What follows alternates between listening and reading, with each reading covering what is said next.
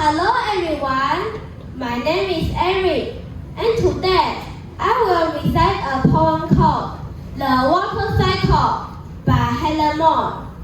When I was young, I used to think that water came from the kitchen sink. But now I'm older, and I know that water comes from rain and snow. It stays there, waiting in the sky, in clouds above our world so high. And when it flows along and splashes on the watering sun. As it raindrops is drained by moon and rushes to the ocean shore, or to a lake, a brook, a stream, from which it rises just like steam. But while it's down here, what do you think? Some dust go to the kitchen sink.